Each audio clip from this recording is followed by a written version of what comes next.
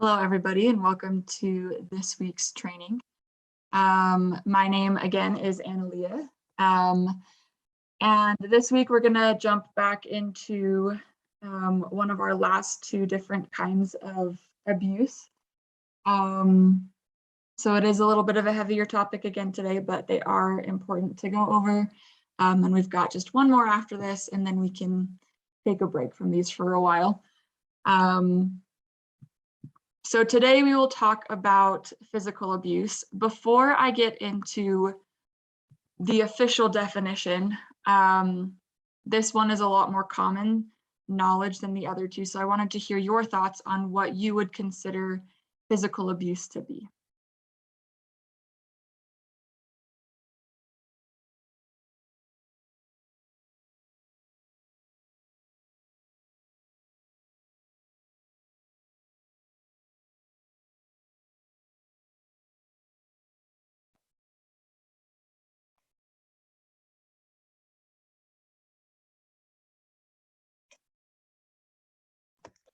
I would say that it's when someone uses the threat of physical violence to control someone else, and actual physical violence generally. Yeah, definitely. The threat of physical violence isn't one that I necessarily had thought of, but that would probably play into both physical abuse and the verbal or emotional side of abuse. Any other thoughts?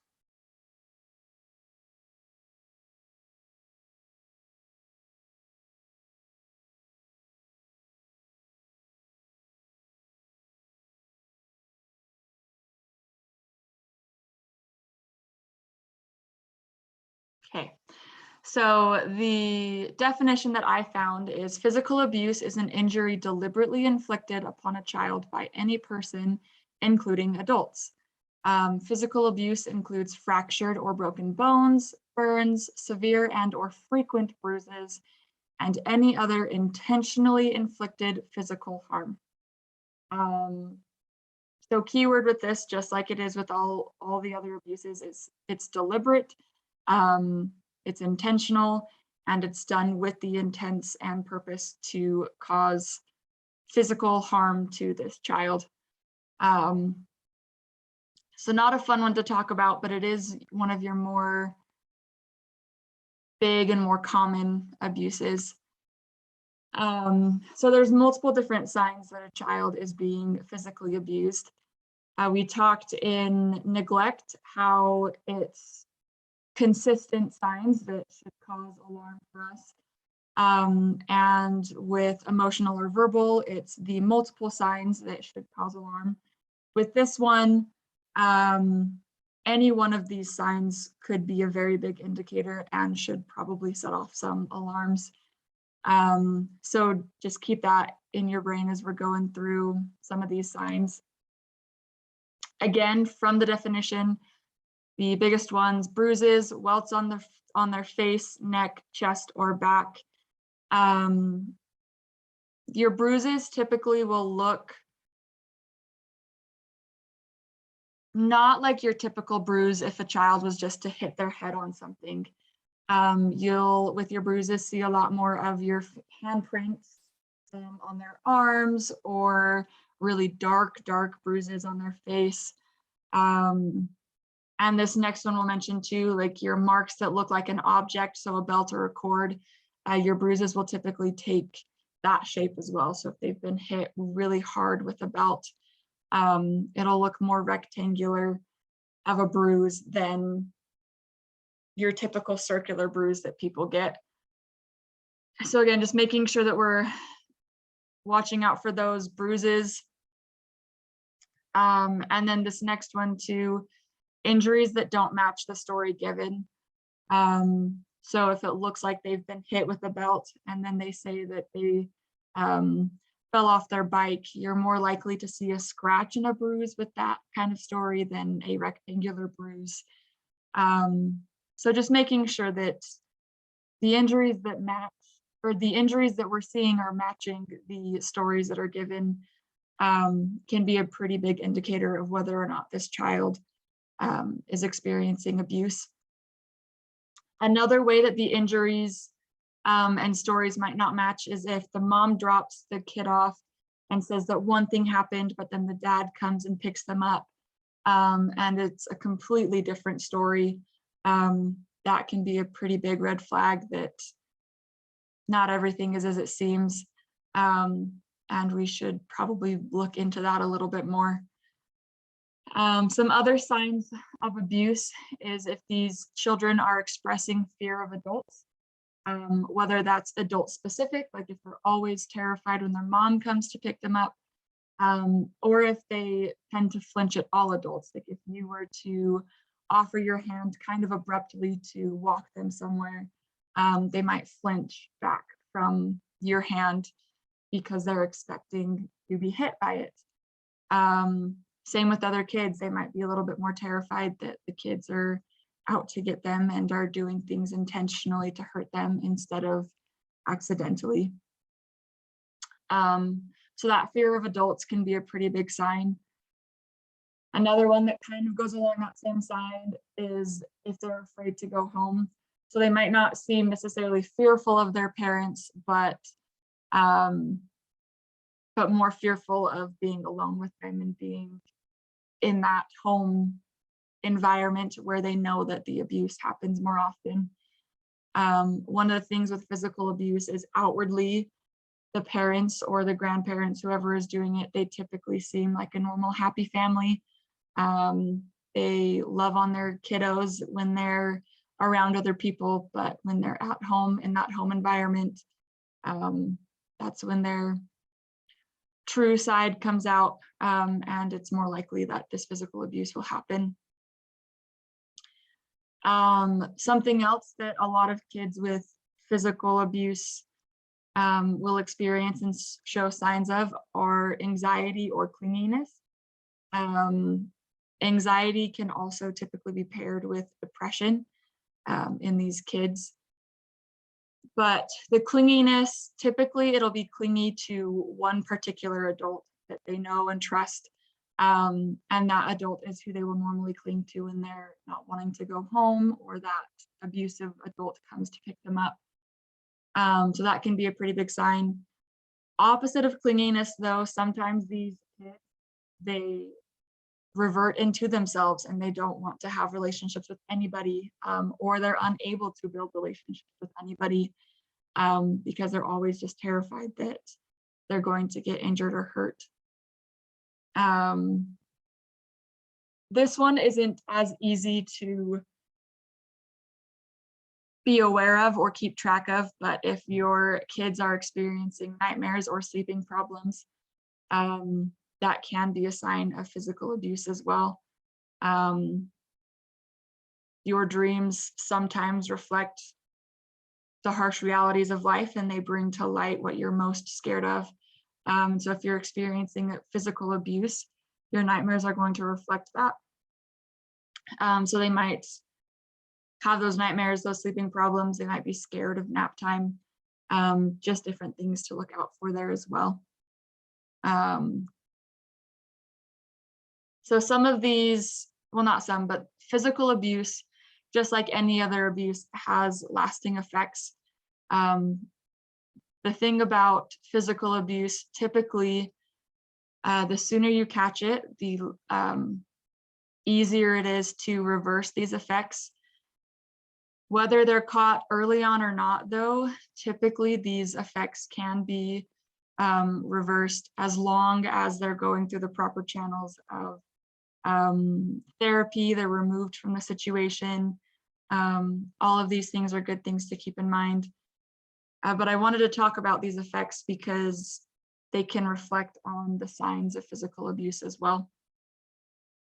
But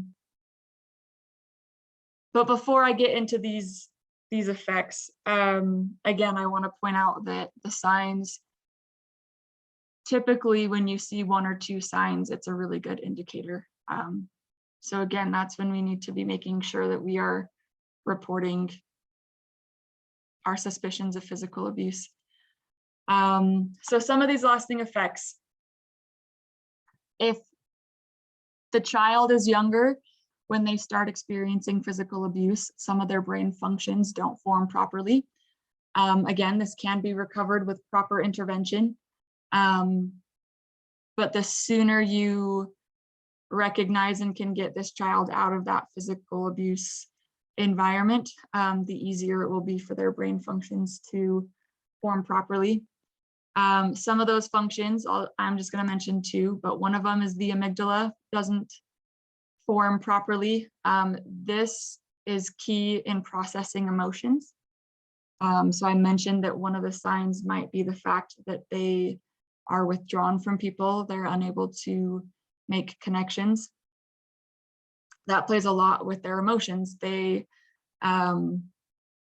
will get angry really, really easily, or they'll bottle up their emotions. And so all of a sudden, when they do need to just let it out, it comes out in a very big show of emotion. So they're uncontrollably weeping, or they're extremely angry. Without that proper brain connection, if they're not able to process their emotions, it might seem a little bit more dramatic, even though they're just trying to express the best of their ability. The other function that I'll mention is the hippocampus. This is central to learning and memory. So some of these kids might show signs of learning, not disabilities, but they're slower to learn. They have a harder time remembering their shapes and their colors. They can't really remember things like what they ate for breakfast, what they did yesterday. If you ask them what animals they saw at the zoo, if their family went to the zoo, they'll have a harder time recalling those things because their hippocampus isn't functioning properly. So those are some of the brain functions that can not form properly. These kids can also experience mental and emotional health problems that can last for their whole life. Some of these, again, we talked about anxiety, but also depression. Again, they can seek treatment and therapy for these, but a lot of the times with anxiety and depression, it never truly goes away. It will be something that affects them for the rest of their life. Something else that comes with that mental and emotional, though, is they will all often experience post-traumatic stress disorder, or having those triggers to traumas. This is something that I don't think a lot of people really think about when it comes to physical abuse. We hear a lot about PTSD when it comes to our troops and our soldiers and people who are in extremely traumatic freak accidents, but physical abuse can be just as traumatic for these kids as those freak accidents. So making sure that we're aware of that as well. Another one of these lasting effects is attachment and social difficulties. So I've touched on this one a little bit, but going into it, what it really means is this is the inability to develop attachments to others. So they're withdrawn from other people, whether that's adults or the other kids, because they're not able to make these social attachments that normally come pretty easy to kids. And this can last if not taken care of for the rest of their life. So this can affect romantic relationships down the road as well. This can affect them in their relationships with friends, whether it's romantic or not. It's harder for them to feel connected, which is something that we want to try to avoid, because people crave that connection. People need that ability to have social interaction with other people. And then as well, one of these attachments and social difficulties is antisocial tendencies, which can lead to criminal behavior. One of the reasonings behind that is because they are unable to make those connections with people. They don't really care about what other people think or how their actions will affect other people, whether they're doing it intentionally or not. It is easier for them to participate in criminal behavior because they don't really think about the effects that it's having on other people, because they aren't able to make those same social connections. Before we go into this, because this is just touching up again, does anybody have any questions about anything we've gone over so far, or anything they want to add to what I've mentioned?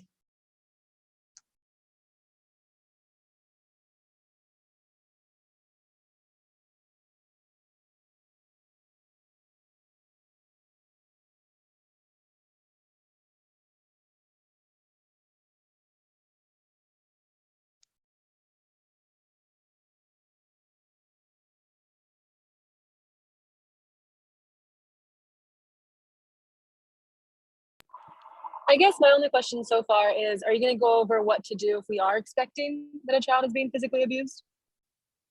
Yeah, so I guess that's a good thing, and I should probably start all of these trainings. So when you suspect that a child is being abused, and then those signs are showing up, for us it's a little bit harder. So Utah is a mandatory call state. Basically, we are mandatory reporters, that's the word. And with us being in caregiving positions, it lays more heavy on us to actually make those reports.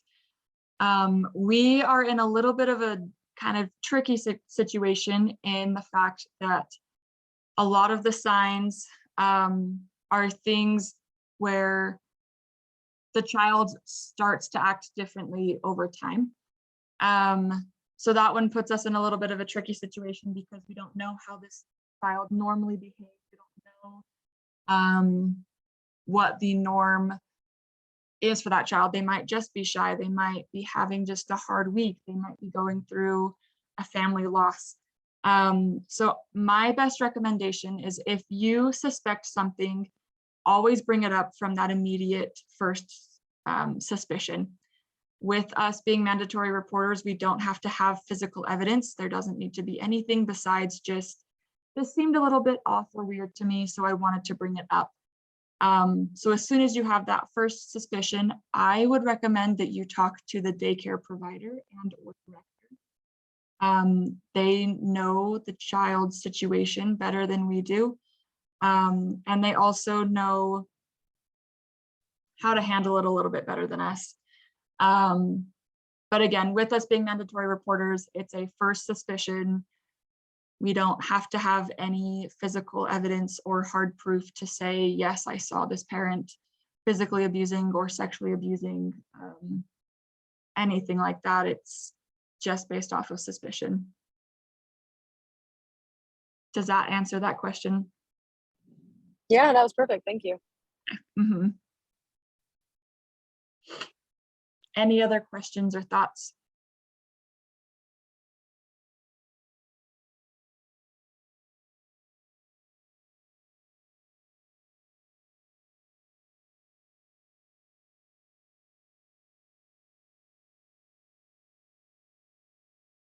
Okay, so just to reiterate again, I mentioned this a few times throughout, but when should things actually start to be suspicious? If it's neglect that the child is experiencing, this typically their behavior will be consistent over a period of time.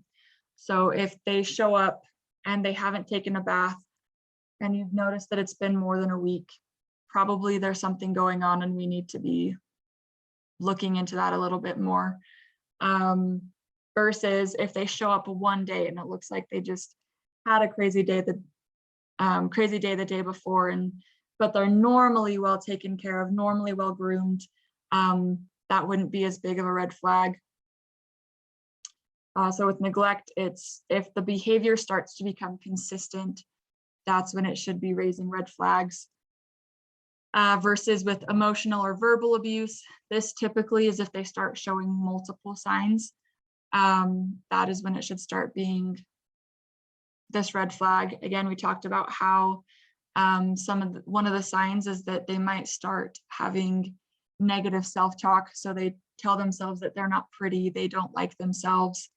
Well, that's a pretty big sign. It is also common for these kids to mimic the behaviors going on around them. And if they have older siblings, they might just be mimicking that.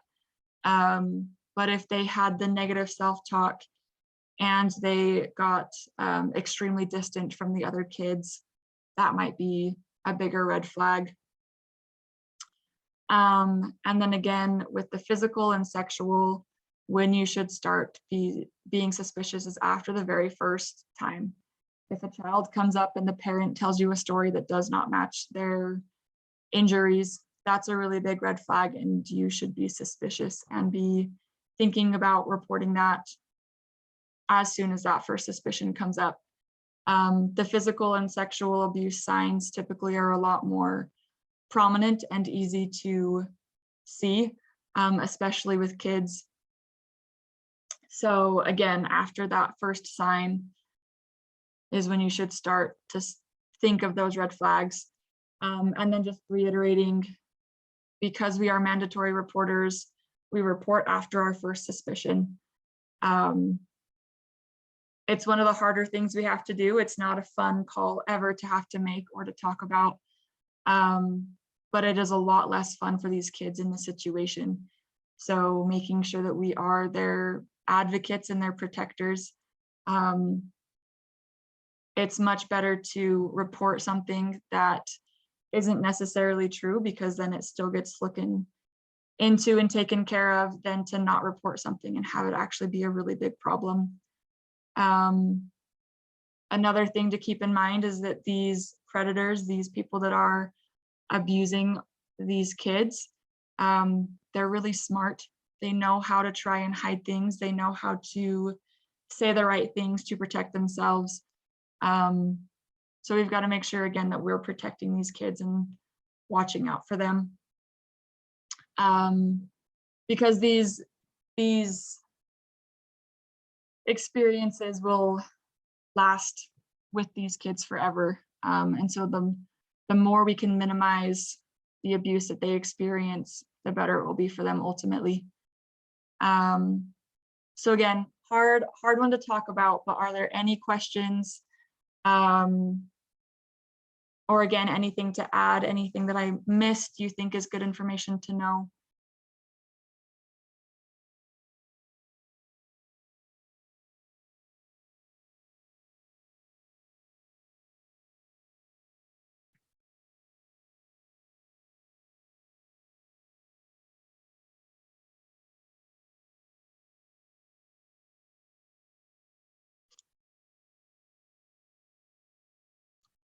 Anything at all?